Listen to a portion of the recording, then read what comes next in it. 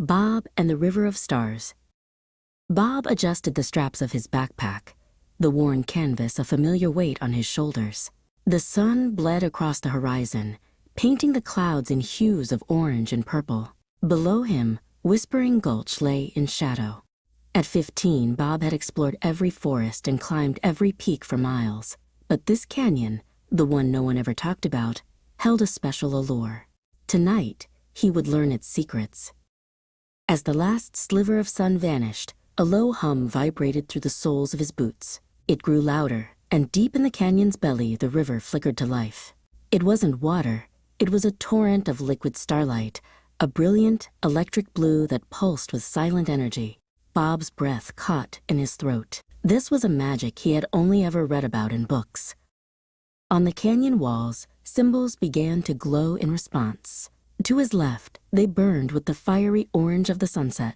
To his right, they shone with the same cool blue as the river. They were like ancient, watchful eyes awakening from a long slumber. This was no ordinary canyon. It was a place alive with forgotten power. Bob didn't hesitate. He secured his rope and began the long rappel into the glowing abyss. The air grew warmer, tingling with energy. When his feet finally touched the rocky bank, he felt like he was standing on the shore of a different world. The river of stars flowed before him, casting dancing shadows that made the canyon walls seem to breathe. A ripple disturbed the smooth flow of light, and a creature surfaced. It was sleek and playful, shaped like an otter but spun from cosmic dust and light. Its fur was the same electric blue as the river, and its eyes held the wisdom of ancient galaxies. It floated on the current, watching him with an intelligent, peaceful gaze. "Hello there," Bob whispered, his voice barely audible above the river's hum. He slowly extended a hand. The creature let out a sound like tiny bells chiming and swam closer.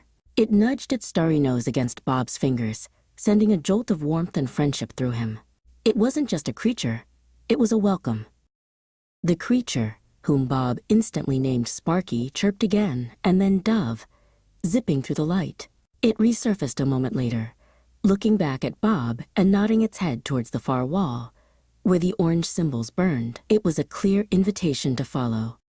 Bob took a cautious step towards the river, wondering how he could possibly cross. As his boot neared the surface, a bridge of solid, crystalline light formed beneath it, stretching from one bank to the other. Bob grinned. Of course, in a place like this, you just had to trust the magic. Sparky was waiting and led him to the largest orange symbol. As they approached, it shimmered and became an open doorway, revealing a hidden cave. Inside, the walls were covered in ancient paintings of people living alongside creatures just like Sparky, tending to glowing rivers and star-filled skies.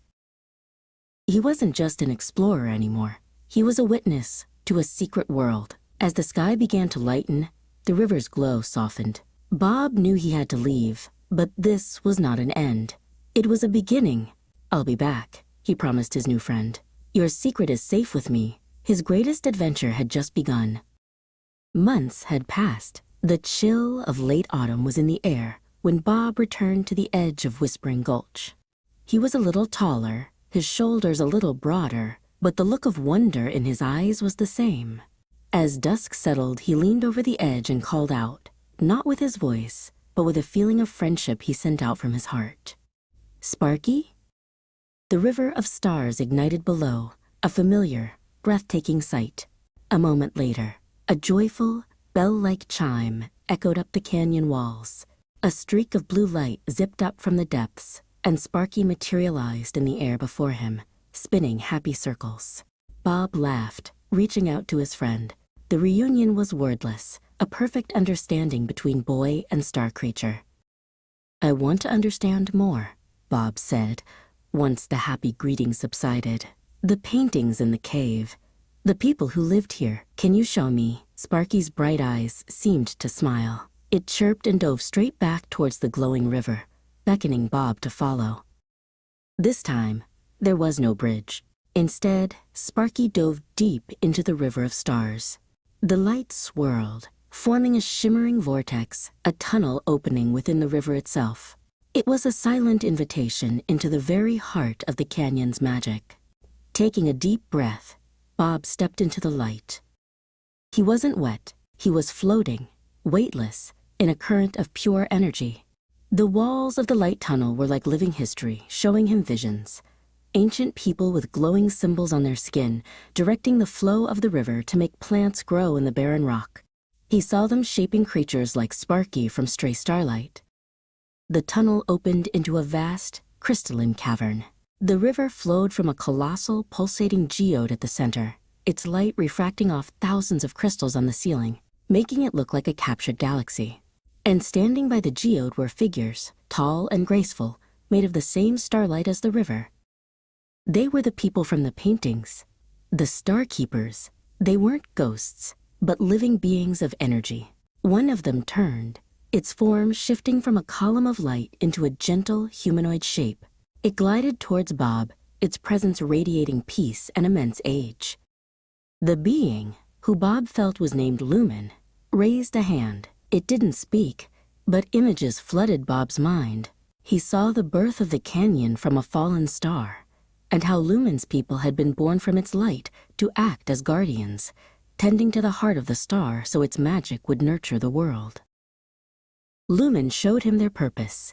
The river's magic was a lifeblood, not just for the canyon, but for the world, flowing out through hidden channels in the earth. But the outside world, with its noise and disbelief, was creating shadows, weakening the light. They needed a friend in that world. They needed him. Bob looked from Lumen to Sparky, and then to the great, beating heart of the canyon. He finally understood. This wasn't just an adventure. It was a responsibility. "I'll help," Bob said, his voice firm. "I'll be your friend. I'll be a keeper too." A wave of warmth and gratitude washed over him, a promise made not in words, but in starlight. Bob stood firm, the light from the geode warm on his face. "I'll help," he repeated, his voice echoing slightly in the vast cavern. He turned his gaze to the tall, silent form of Lumen. "But I don't know how. What do I need to do to protect this place? And how can Sparky help me?" Lumen raised a slender, starlit hand and gently touched Bob's shoulder. The cavern dissolved, and a new vision filled Bob's mind.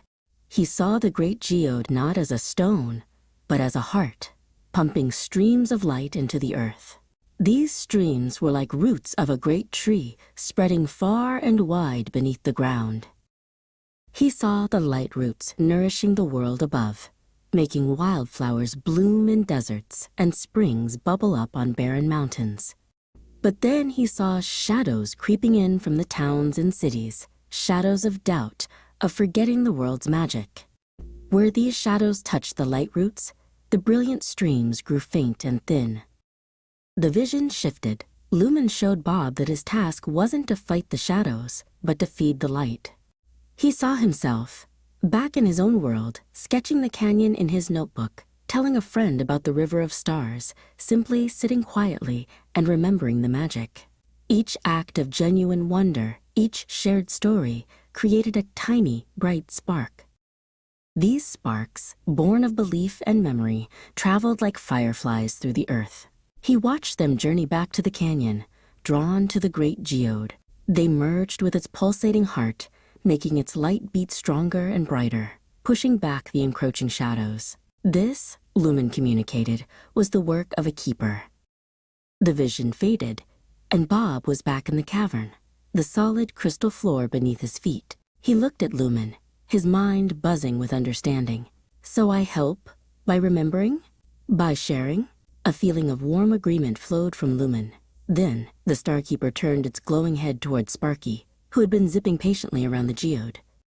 Another series of images entered Bob's mind, this time centered on his friend.